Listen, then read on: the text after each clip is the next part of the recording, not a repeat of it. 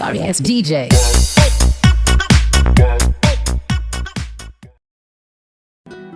Please subscribe to our YouTube channel to get more interesting videos, and don't forget to press the bell icon to get fastest notification. Welcome back. तो last video में हम लोगों ने total utility और average utility को देखा था, और आज के इस वीडियो में हम देखेंगे मार्जिनल यूटिलिटी यानी कि सीमांत उपयोगिता। So let us start. सीमांत उपयोगिता की धारणा का विकास प्रसिद्ध अर्थशास्त्री जेवेंस ने किया था। किसने किया था? जेवेंस ने। इसे अतिरिक्त उपयोगिता भी कहा जाता है। सीमांत उपयोगिता को एक दूसरे नाम से भी जाना जाता है। वो कौन सा नाम है? अतिरिक्त उपयोगिता। ये इसे अतिरिक्त उपयोगिता क्यों कहते हैं, ये आपको आगे पढ़ते पढ़ते खुद ही पता चल जाएगा। ओके, सो किसी वस्तु की एक अधिक या कम इकाई के प्रयोग करने से कुल उपयोगिता में जो परिवर्तन होता है उसे सीमांत उपयोगिता कहते हैं। किसी वस्तु की एक अधिक या कम इकाई के प्रयोग करने से कुल उपयोगिता में जो परिवर्तन होता है उसे क्या कहते हैं? सीमांत उपयोगिता। ओके, अब मान लीजिए कि जैसे कि अगर हम किसी वस्तु को यूज करते हैं तो उसका एक एक्स्ट्रा यूनिट, ओके, किसी वस्तु को जब हम यूज करते हैं तो उसका एक एक्स्ट्रा यूनिट या फिर उस जितना यूनिट का हम यूज करते हैं उससे एक कम यूनिट का यूज करेंगे, ठीक है, तो उससे टोटल यूटिलिटी में जो चेंजेस आएंगे उसे ही क्या कहते हैं? मार्जिनल यूटिलिटी यानी सीमांत उपयोगिता। इसे हम एक एग्जांपल से भी समझेंगे। जैसे कि मान लीजिए कि आपने एक रोटी खाई, ओके, तो इस रोटी को खाने से आपको मिलती है 15 यूटिलिटी। ओके, एक रोटी जब खाई आपने तो इससे आपको 15 यूटिलिटी मिली, क्योंकि हमारा यहाँ पे एक ही इकाई है, रोटी का एक ही पीस है, तो यहाँ पे ये जो 15 है ये हमारा टीयू भी तो यही होगा ना यहाँ पे फिलहाल के लिए। ओके, उसके बाद फिर आपने एक और रोटी खाई, ओके, तो एक और रोटी खाई तो फिर जब पहली रोटी और दूसरी रोटी से मिलने वाली जो टीयू थी, जो कुल उपयोगिता थी, वो क्या हो जाती है बढ़कर? 25। ओके, तो ये जो 25 होती है, पहले ये क्या थी? 15, और अब क्या हो गई? 25। तो इसमें जो चेंजेस होते हैं वो कितने के हुए? 10 यूनिट के। ये जो 10 यूनिट्स का इसमें चेंजेस हुआ वो 10 यूनिट से क्या कहलाएगा? MU यानी मार्जिनल यूटिलिटी। ओके, तो इसका मतलब कि जो हम लोगों ने दूसरी रोटी खाई थी उससे हमें कितना यूटिल उपयोगिता प्राप्त हुई? तो वो हो जाएगा 10। दूसरी रोटी यानी कि यहाँ पे कहने का मतलब कि वस्तु का एक अधिक इकाई, एक एक्स्ट्रा भाग को जब हम लोगों ने यूज किया तो उससे हमें कितना यूटिलिटी मिला? तो 10। और ये जो 10 है यही हमारा हो जाता है MU। Okay, clear? सो अब जैसा कि प्रोफेसर लिप्सी ने भी कहा है, वस्तु की एक अधिक इकाई के प्रयोग करने से टीयू में जो यानी कि टोटल यूटिलिटी में जो परिवर्तन होते हैं, जो चेंजेस होते हैं, उसे ही क्या कहते हैं? सीमांत उपयोगिता यानी कि मार्जिनल यूटिलिटी। ओके, तो अब आपको समझ में आया कि इसे अतिरिक्त उपयोगिता क्यों कहते हैं? क्योंकि यहाँ पर हम वस्तु का कोई एक्स्ट्रा यूनिट यूज करते हैं या फिर उससे कम यूज करते हैं, इसीलिए यहाँ पे इसे अतिरिक्त उपयोगिता भी कहा जाता है। क्लियर? अब आता है इसका फॉर्मूला। तो इसका फार्मूला है, इसे भी हम जैसे टोटल यूटिलिटी का फार्मूला हम 2 तरह से लिखते थे, इसे भी 2 तरह से लिखते हैं। तो पहला जो है वो है MUN is equal to TUN minus TUN minus 1। Okay, और जो दूसरा है वो है MU is equal to del. ये जो साइन है, ये ऐसा आपको ट्रायंगल जैसा जो साइन दिख रहा है, आपने पहले भी पढ़ा होगा, इसे डेल बोलते हैं, जो क्या को दिखाता है? चेंजेस को दिखाता है। ओके, तो फिर इसे del TU by del Q। Clear? तो अब देखिए इसका मतलब क्या होता है कि MUN इज इक्वल टू क्या होता है? nth इकाई की MU यानी कि nth इकाई की सीमांत उपयोगिता। TUN is equal to n इकाई की TU यानी कि total utility. TUN minus 1 is equal to n minus 1 इकाइयों की TU यानी कि total utility. Del TU is equal to TU में परिवर्तन यानी कि कुल उपयोगिता और टोटल यूटिलिटी में परिवर्तन। ओके। अब फिर आता है हमारा del Q is equal to वस्तु की मात्रा में परिवर्तन। अगर हमारा क्वेश्चन आता है कि हमें एमयू निकालना है किसी चीज़ का, तो फिर वो कैसे निकलेगा कि जब टोटल यूटिलिटी में जो हमारा चेंजेस आता है उसको हमें किससे डिवाइड करना होगा, वस्तु की मात्रा में जो चेंजेस आता है उससे। ओके, और वहाँ पे ये फॉर्मूला हमारा यूज होता है MU is equal to del T U by del Q. Okay clear. सीमांत उपयोगिता के प्रकार, ये मेनली 3 टाइप्स के होते हैं। यानी कि जब सीमांत उपयोगिता घटता है, एक्चुअल में जो सीमांत उपयोगिता होता है वो हमेशा घटते हुए क्रम में ही होता है, ठीक है ना। तो वो 3 तरह से होते हुए 3 स्टेज से गुजरते हुए घटता है। ओके, सो पहला जो होता है वो होता है धनात्मक सीमांत उपयोगिता यानी पॉजिटिव एमयू। फिर आता है शून्य सीमांत उपयोगिता 0 एमयू, एंड लास्ट है ऋणात्मक सीमांत उपयोगिता यानी कि नेगेटिव एमयू। तो अब हम देखेंगे धनात्मक सीमांत उपयोगिता क्या होता है। ओके, सो धनात्मक सीमांत उपयोगिता यानी कि जब हम किसी वस्तु का एक एक्स्ट्रा पार्ट को यूज करते हैं, एक एक्स्ट्रा यूटिल को यूज करते हैं, तो टीयू यानी कि जो कुल उपयोगिता होती है वो बढ़ जाती है, ठीक है। यानी कि किसी वस्तु की अतिरिक्त इकाई का उपभोग करने से यदि कुल उपयोगिता जो होती है वो बढ़ जाती है, कुल उपयोगिता जो होती है वो बढ़ जाती है, तो इसे क्या कहते हैं, धनात्मक सीमांत उपयोगिता। ओके, यानी कि पॉजिटिव एमयू। क्लियर। अब सेकंड आता है शून्य सीमांत उपयोगिता, यानी कि जिसे हम बोलते हैं 0 एमयू। जिस तरह जो टोटल यूटिलिटी होती है वो एक पॉइंट पे आकर के मैक्सिमम हो जाती है, उसी तरह ये जो शून्य सीमांत उपयोगिता होती है वो एक पॉइंट पे आकर के 0 हो जाती है, 0। ओके, तो जैसे कि जब एक वस्तु का जब एक अतिरिक्त इकाई उपयोग करने से टोटल यूटिलिटी जो है उसमें कोई भी चेंजेस नहीं आता है। ओके, जैसे कि जो टोटल यूटिलिटी था उसमें जो हम लोगों ने टेबल बनाया था वो एक जगह पे 20 था, फिर उसके नीचे 20 था, ठीक है, और उसकी फिगर में एक मैक्सिमम पॉइंट था। ओके, तो यहाँ पे जो चेंजेस था वो क्या था, 0 था ना। इसका मतलब कि यहाँ पे कोई चेंजेस नहीं आ रहा।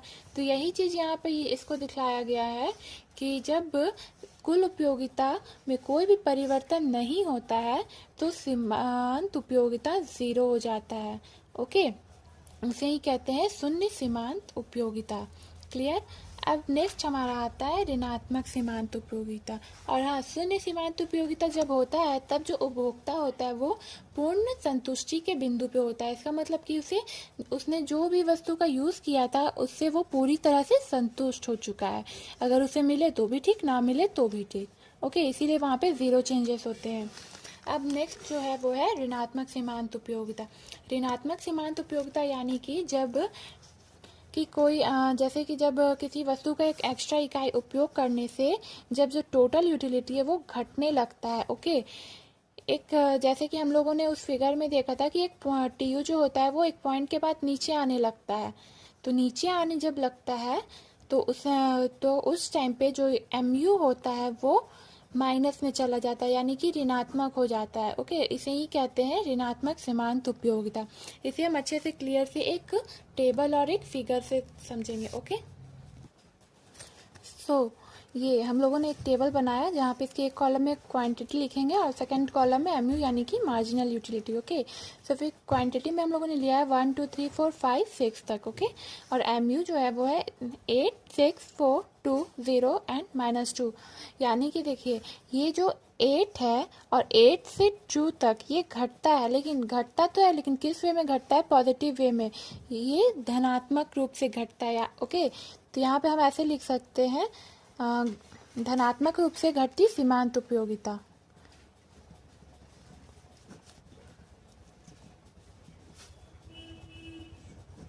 धनात्मक रूप से घटती सीमांत उपयोगिता। ओके, सीमांत उपयोगिता तो घटती है, जैसे कि ये देखिए पहले 8 फिर 6 फिर 4 फिर 2 फिर 0 फिर -2 से भी कम, सबसे कम। तो ये घट तो रही है लेकिन ये एक 3 स्टेज होकर के घटती है। पहले जो होती है वो धनात्मक रूप से घटती है, फिर एक पॉइंट पे ये आकर के शून्य हो जाती है, यानी 0 हो जाती है टोटली। उसके बाद फिर ये क्या होती है कि ऋणात्मक रूप से घटती है। ओके, यानी कि फिर ये नेगेटिव वे में घटना स्टार्ट कर देती है। ओके, तो फिर अब हम इसका एक फिगर बनाएंगे इसी के बेसिस पे। तो हम इस तरह से इसका पहले फिगर बना लेते हैं।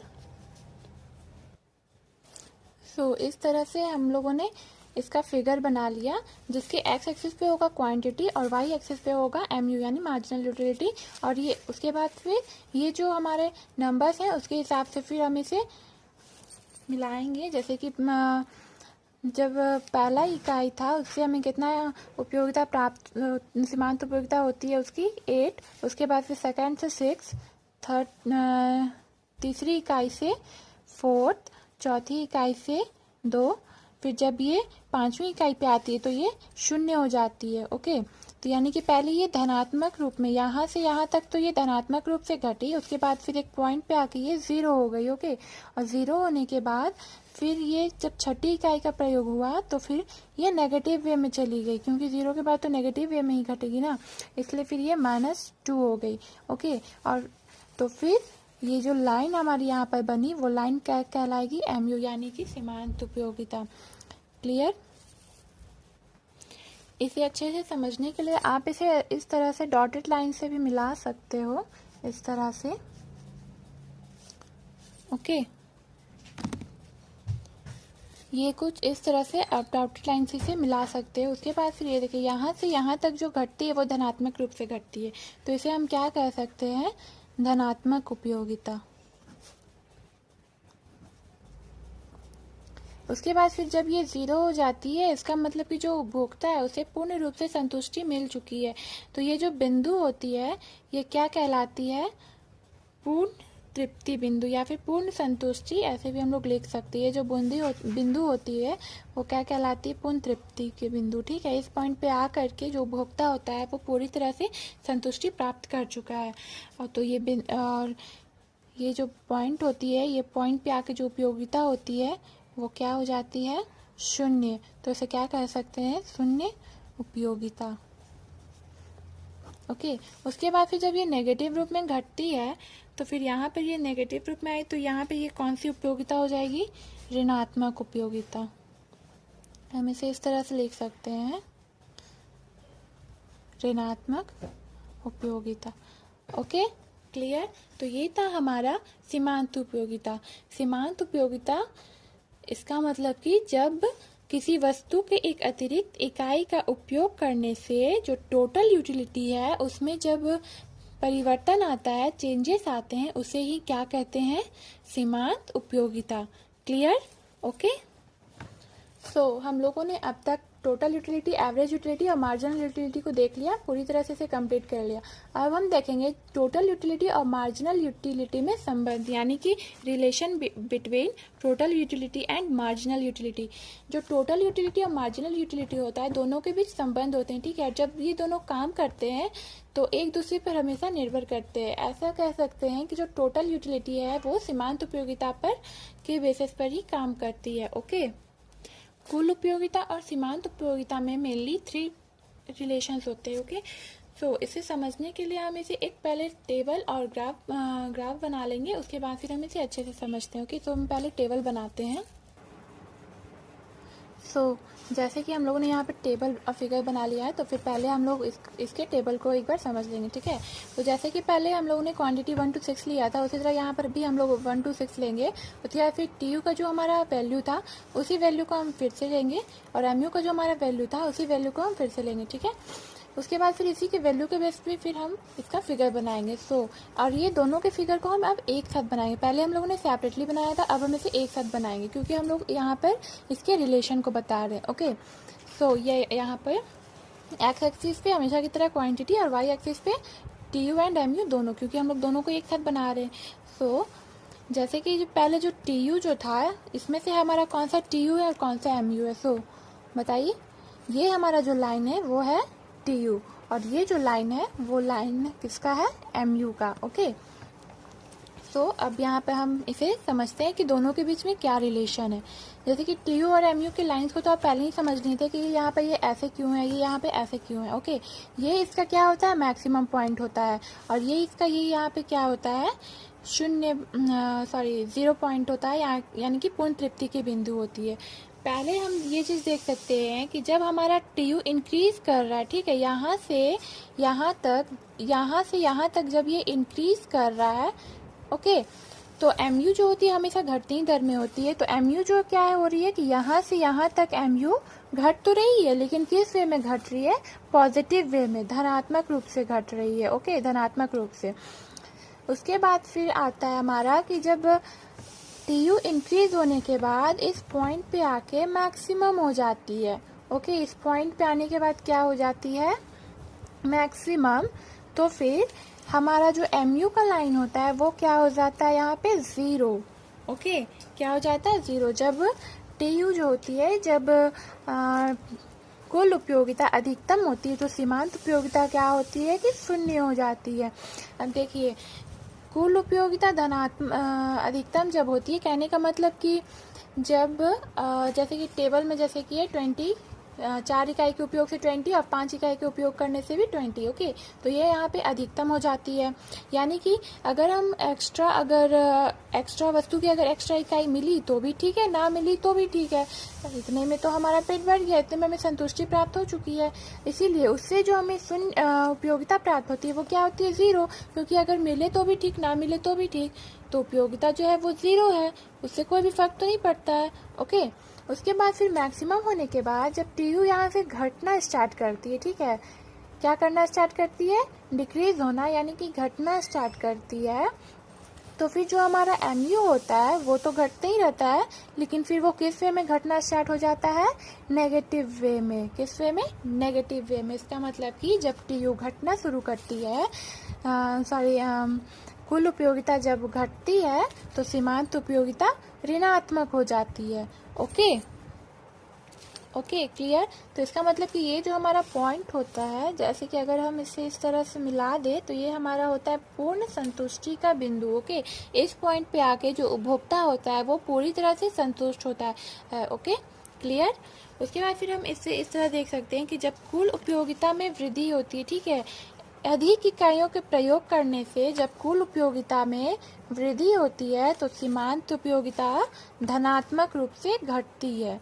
ओके, उसके बाद फिर जब कुल उपयोगिता अधिकतम हो जाती है तो फिर जो सीमांत उपयोगिता है वो शून्य हो जाती है।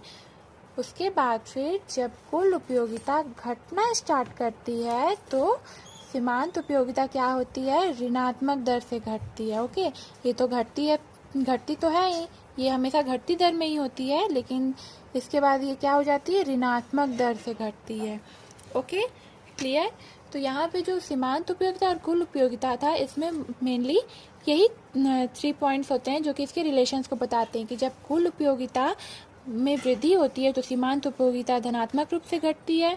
फिर जब कुल उपयोगिता अधिकतम हो जाती है तो सीमांत उपयोगिता शून्य हो जाती है। फिर जब कुल उपयोगिता घटना शुरू करती है तो सीमांत उपयोगिता ऋणात्मक हो जाती है। Okay, clear. ओके, तो अब कभी कभी यहाँ पे एक क्वेश्चन आ जाता है छोटा सा कि जो ये एम यू है वो ज़ीरो कब होती है, कि जब एम यू है वो ज़ीरो कब होती है। तो हम ये चीज़ कह सकते हैं कि जब टी यू यानी कि टोटल यूटिलिटी जब मैक्सिमम होती है तो एम यू जो है वो ज़ीरो हो जाती है। ओके, यानी कि जब टी यू मैक्सिमम होती है तो एम यू ज़ीरो होती है, और जब एम यू ज़ीरो होती है तो टी यू मैक्सिमम होती है। Okay, clear. सो यहाँ पे हमारा अब यहाँ पर हमारा यूटिलिटी जो हमारा चैप्टर था वो पूरी तरह से कंप्लीट होता है। अगर आपको इससे रिलेटेड कोई भी क्वेश्चंस या डाउट्स हो तो प्लीज़ हमारे कमेंट बॉक्स में कमेंट करके हमें पूछें, एंड आई होप कि आपको अच्छे से समझ में आ गए हो। Thank you.